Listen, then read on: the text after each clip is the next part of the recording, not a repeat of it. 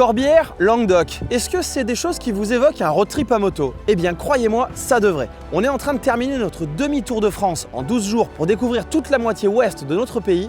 Et là, dans les Corbières, on vient de découvrir, en prenant la direction du Languedoc, qu'il y a des pépites de partout. Hop hop hop, et croyez-moi, avec ce qui vous attend sur la suite de l'itinéraire, ça va être une excellente journée. Et il va falloir d'ailleurs prochainement que je vous propose un guide de road trip prêt à voyager ici. Mais en attendant, voici un petit aperçu.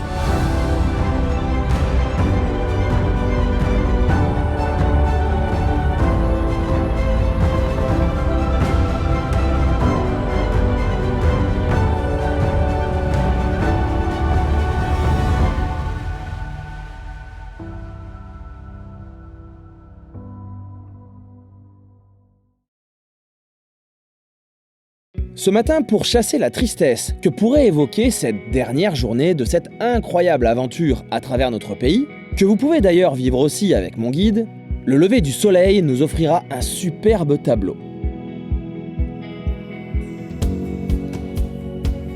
Je me disais qu'il faisait un tout petit peu frisqué. 5 degrés. C'est une hivernale que tu voulais faire ou... On l'a pas fait cette année. Mais non, j'avais pas envie de faire d'hivernal. Tu sais pourquoi on sait qu'on n'a pas fait une hivernale même si on s'est pelé? Parce qu'on a pas mal à la tête et parce que ça sent pas le feu. Nous réaliserons rapidement le rituel du rangement de matos de camping, car la seule envie que nous avons est d'aller voir à quoi ressemble la fin des Corbières. Le mec qui a inventé ce truc-là, je pense que lui, il fait pas des soirées arrosées. Allez, dernière journée, avec un peu plus de 300 km pour boucler la boucle. Nous, ça nous ramènera jusqu'à Millau. Et normalement, ça va être sous le soleil. Nous voici donc partis pour prendre plein nord, une première depuis des milliers de kilomètres, afin de vous trouver les meilleures petites routes pour boucler cette boucle. Je me demande vraiment si ce concept de demi-tour de France vous intéresse. Disons au moins la moitié d'entre vous. Ayant tout fait pour le faire rentrer sur 2 semaines de congé, il est compatible avec Monsieur Tout-le-Monde et avec toutes les motos. Tony l'a d'ailleurs bien prouvé, je crois. Et après avoir découvert des paysages d'une grande variété depuis 11 jours, contre toute attente, cette 12e journée pour nous, peut-être la première pour vous si vous êtes de la région, puisque pour rappel, la boucle est prévue pour être récupérée au plus proche de chez vous. Eh bien cette ultime journée va nous ajouter un tout dernier type de paysage à notre collection. J'ai l'impression de faire une balade matinale en crête là, comme quand j'étais pour le Pretty Red. Ouais, sauvage comme ça là, avec une route qui s'excuse presque d'être là. Ce parc naturel regorge de belles routes typiques. Et je crois que ça va être encore un vrai casse-tête pour vous concocter un guide spécifique à la région. La route, elle est folle furieuse. Ça, c'est une route où tu aimerais bien avoir un frein arrière, là.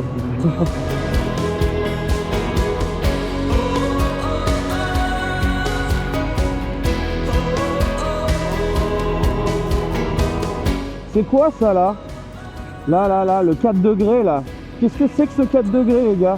On est dans le sud, on n'a jamais eu aussi froid nulle part. Et là on a 4.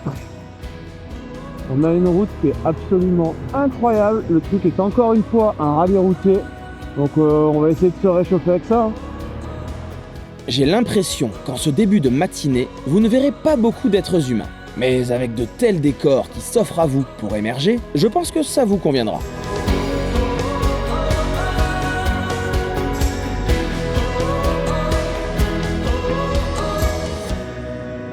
Je me disais bien que ça crevait de chaud ici. 9. C'est la folie, hein. Puis, les vignes viendront rajouter un beau vert clair à cette palette matinale, histoire de sublimer encore un peu ces vallons baignés d'une belle lumière d'automne.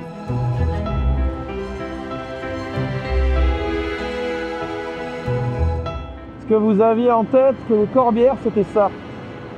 Parsemé de quelques châteaux un peu partout évidemment, et de belles vignes, de beaux vallons, des routes ultra sauvages. J'ai l'impression d'être soit tout à l'heure soit en Corse, en Sardaigne ou en Crète, dans les petits trips que j'avais pu faire là-bas, parce qu'on ne voit rien d'autre que de la végétation, de la vigne, une petite route qui est, voilà, c'est déjà pas mal, et des reliefs.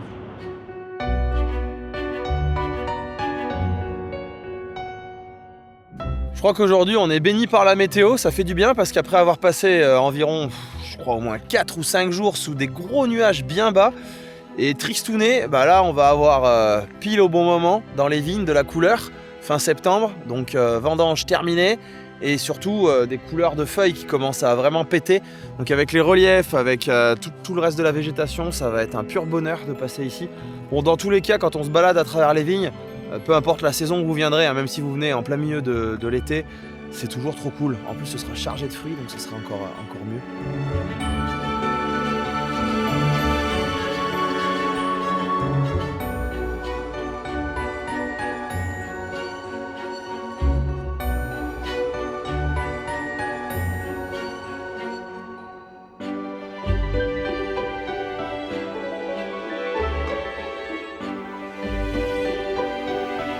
C'est une superbe route bien roulante qui nous tirera un peu plus vers la fin du parc naturel régional des Corbières. Et visiblement, quelques autres motards ont décidé d'en profiter aussi de bon matin. Et là, ça y est, on arrive dans la zone de sinistre. Je crois qu'on n'est pas prêt pour ce qui nous attend. Donc là, à gauche, tout va bien. Et là, à droite, tout va mal. Ces paysages de désolation sont le résultat d'un terrible incendie survenu début août 2025.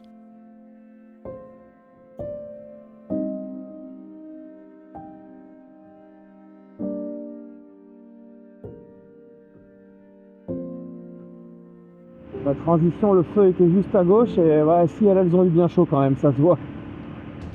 Bon, vous n'êtes pas sans savoir que dans les Corbières, il y a eu un incendie terrible et spectaculaire, horrible, il n'y a pas longtemps. Enfin, nous on passe en septembre. Oh purée, ça sent encore. De toute façon, ça va sentir longtemps. Et la boulangère, là où on vient de prendre pour notre petit pique-nique de midi, nous a expliqué qu'en fait, jusqu'à l'E4, enfin jusqu'à très très loin, ils ont interdiction de vendanger, enfin de faire quoi que ce soit avec, parce qu'ils pensent que l'odeur du fumé pourrait se retrouver dans les vignes jusqu'à des mois et des mois après, enfin une fois en bouteille. Donc même si les vignes n'étaient pas foutues, bah la production est foutue en fait. Donc c'est terrible. Et on ne sait même pas si ce qu'a cramé, on va sûrement voir des vignes cramées tout à l'heure, on ne sait même pas si c'est en capacité de reprendre ou si c'est vraiment mort pour de bon, quoi. Donc voilà, c'est un ravage ici. On sait que la nature reprendra ses droits tôt ou tard, mais ça va être très long. Même si les paysages et une bonne partie de la nature sont totalement dévastés, il n'est pas difficile d'essayer d'imaginer et de se projeter sur la beauté de la région dans son état normal et non meurtri. Dans tous les cas, elle ne mérite pas d'être délaissée et justifie encore plus la création d'un guide pour venir la découvrir, même sous ce visage encore marqué. Ces paysages post-apocalyptiques, quoi. Là, ici, les vignes vertes, et du coup, bah ouais, non vendangées, on voit que c'est plein, hein. On est le combien, 25 septembre? Donc, sauf s'ils nous font du vin doux, mais non, c'est sûr. Ah, puis ça sent, donc ouais, c'est pour ça qu'ils n'ont pas voulu ramasser. Et là, en face, bah, l'apocalypse. Ouais, du vin tourbé, ouais. Tony, je suis pas sûr qu'on ait le droit de faire des blagues avec ce genre de choses, hein. Bon, on voit, par endroits, on voit que le raisin, il est cuit sur place, quoi, il est grillé. Bah là, ouais, par exemple, je sais pas si on peut rire de tout, mais si ça avait été des champs de maïs, on roulerait à travers du popcorn, quoi.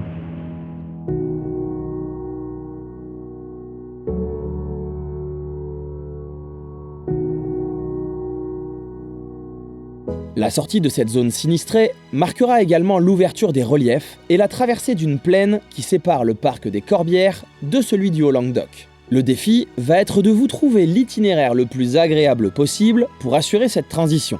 Ce sera aussi le passage de l'Aude vers l'Hérault. On a quitté les Corbières, c'était une traversée succincte, hein. On est toujours sur ce demi-tour de France et ça permet de faire des repérages pour faire un guide exclusivement sur toute la région. Et là nous sommes maintenant dans le Minervois. Et faire la traversée, ça a été un tout petit peu droit. Et je pense que vu où on va, et vu qu'on va quand même au pic des Nord tout à l'heure, ça va pas rester longtemps très droit. Effectivement, l'attente a été très succincte avant de retrouver les routes que nous affectionnons tous. Et la meilleure stratégie pour profiter au maximum, c'est de prendre de l'altitude. Nous sommes donc dans le parc naturel régional du Haut-Languedoc. Ce parc, vous allez le voir, possède plusieurs facettes, ce qui en fait un terrain de jeu intéressant.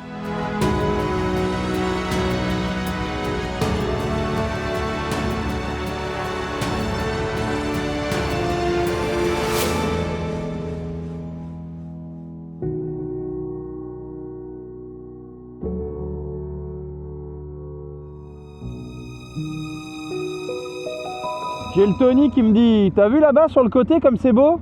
Verdict. Donc en gros ça ce serait la chaîne des Pyrénées, tu crois toi? Et attendez de voir tout à l'heure, pour ceux qui connaissent pas encore, le pic de Nord. C'est une tuerie, vu à 360, dans 1h15, 1h30 on y est.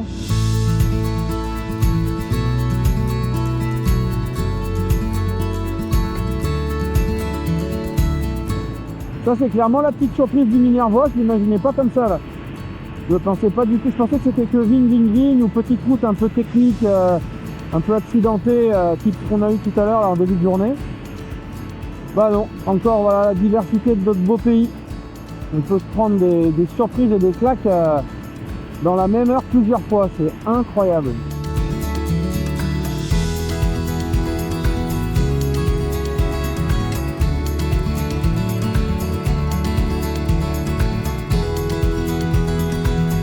Tu te rends compte qu'en l'espace d'une demi-heure, là, c'est du grand n'importe quoi les paysages. Hein.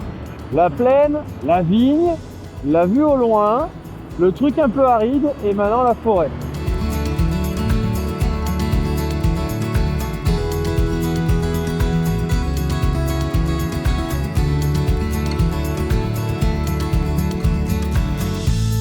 Il semblerait qu'on ait un point de vue.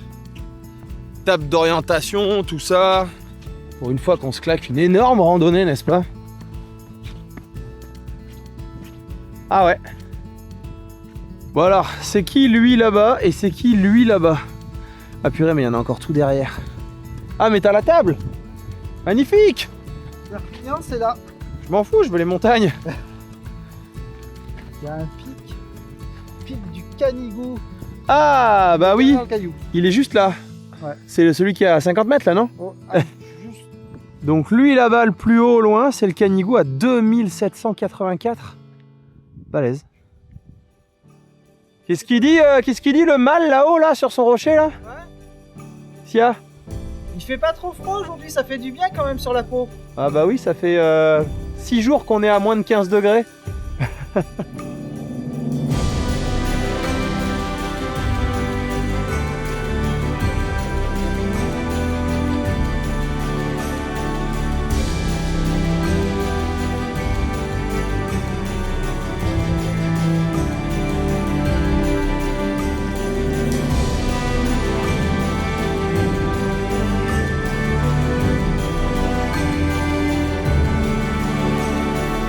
Clairement là, depuis le roc où on était au point de vue, on est sur un changement de végétation, de décor presque instantané. Et je pense que là ça va être bien plus représentatif de ce qu'on va trouver dans la grosse partie du parc naturel régional du Haut-Languedoc que je vous avais présenté succinctement en avril dernier quand j'avais fait un trip pour fuir la pluie, qui m'avait déjà donné envie de revenir pour faire un guide uniquement sur le coin. Allez, retour dans l'Aude, accueilli par un petit panneau que j'ai raté à la vidéo, 19 km de virage. C'est un record ça, je sais pas si j'ai déjà vu autant. Bon bah rendez-vous tout à l'heure au pic de Nord. Hein. Oh là là, la vue qu'on voit à travers. Ici, j'ai bricolé un itinéraire qui permettra déjà de prendre cette belle route, mais surtout d'attaquer le point culminant de la Montagne Noire par le meilleur côté pour la vue.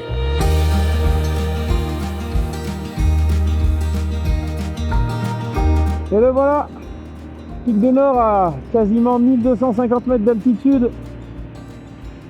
Pour ceux qui ne connaissent pas, quand vous allez voir la vue qu'on a d'en haut là, bah on voit qu'on tourne autour de toute façon, hein, vous avez compris, hein, à 360 degrés. Elle n'est pas sensationnelle cette vue mon gars. Et ce lieu là, ça va être un petit peu un des points phares pour faire la traversée du Massif central. Parce qu'on va admettre qu'à partir d'ici, on commence à l'avoir bien terminé, quoi. Si vous regardez sur une carte, il va jusque là. Panorama du pic de Nord. Si on regarde bien là-bas, le plus haut, c'est donc le Canigou. On a dit tout à l'heure 2784. Et là, en dehors, donc ça veut dire que tout ça là, c'est bel et bien les Pyrénées. Hein.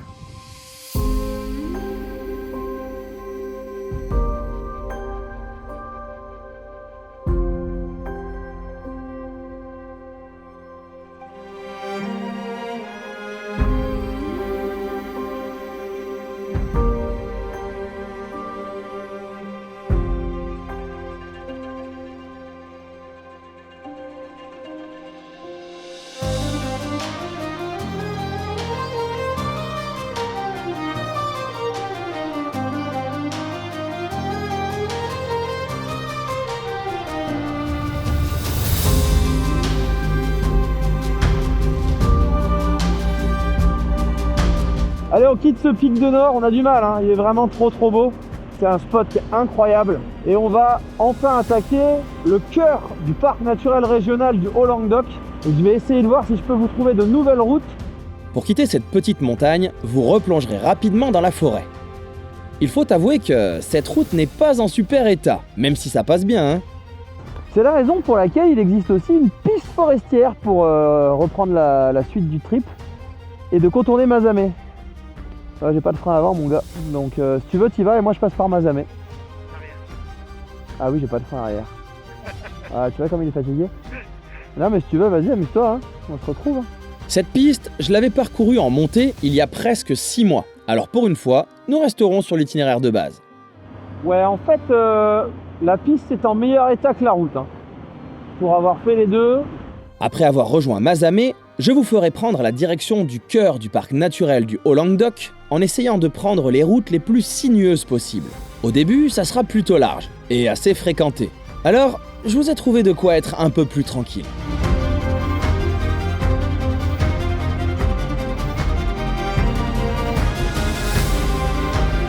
Ouais, alors c'est pas attention, c'est gaz.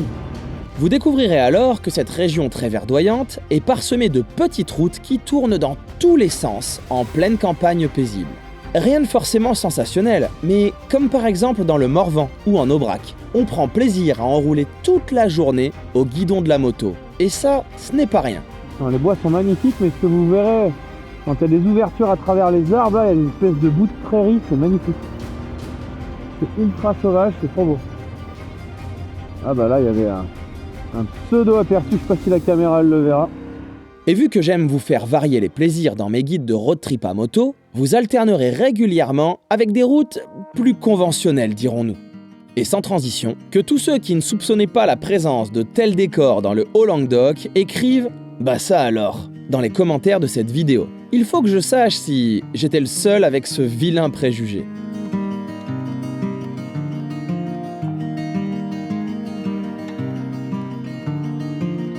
Cette portion sera assez lourde moralement pour nous, car c'est la fin de 2 semaines de road trip à travers des régions tellement variées et plaisantes de notre belle France. Pour rappel, cette boucle qui fait un demi-tour du pays permet à Monsieur Tout-le-Monde, sur 14 jours de congé, de découvrir la moitié de la France et de faire l'autre côté l'année d'après par exemple. Ainsi, vous pourrez explorer et connaître plus en profondeur votre pays. Et ces 2 boucles sont accessibles par la partie la plus proche de chez vous. Il suffit de démarrer à n'importe quelle étape de nuit qui vous arrange le plus. Et pour nous, c'était dans les Cévennes, du côté de Millau. Nous allons donc basculer sur une autre région ultra riche en paysages et en route qui file la banane à n'importe quel motard.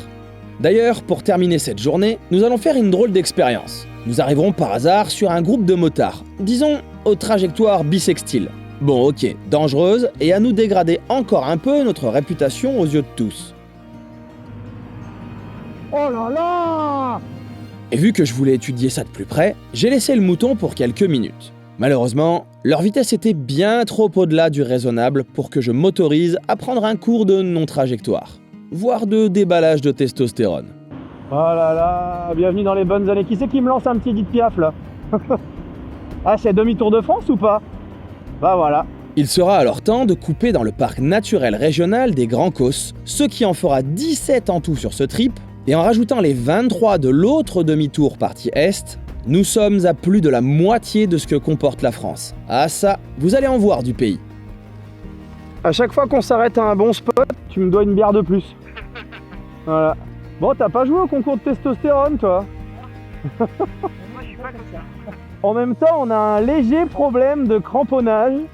On sent, comme tu disais, tu peux expliquer pourquoi tu n'as plus de crampons à gauche, mais qu'il y en a à droite.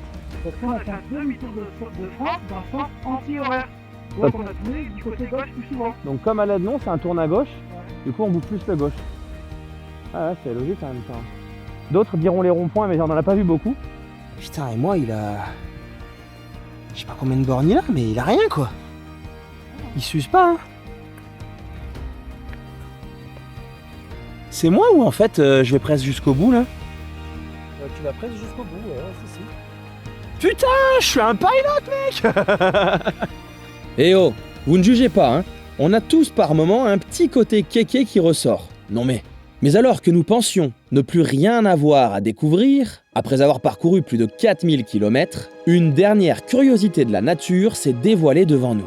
Moi, ça m'inspire quand même des bêtises. Hein. Là, j'irais bien avec un vélo voir, tu vois.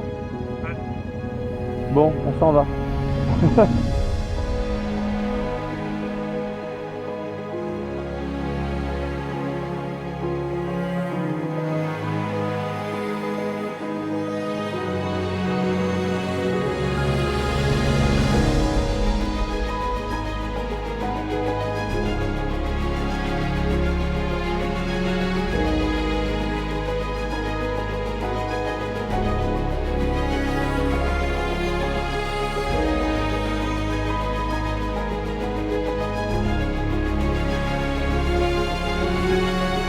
Alors, on arrive aux abords de Millau, ce qui veut dire que pour nous, c'est la fin de ce demi-tour de France. On en est à peu près plus de 4000 bornes, donc en 12 jours, c'était juste une aventure incroyable, vous avez pu le voir.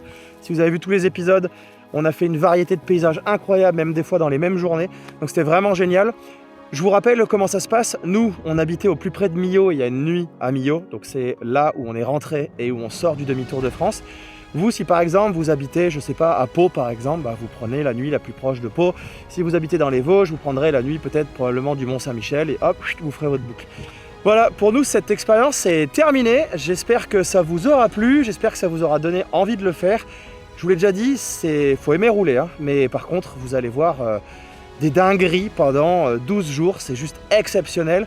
Et ce qu'on va faire avec Monsieur Tony là, sur son mouton quand même, hein, son Pixel Mout qui a tenu, très bien tenu, hein, pendant tout le long de ce trajet, qui a fait plus de 4000 bornes, donc c'était juste incroyable de faire ce trip avec une telle bécane pareille aussi.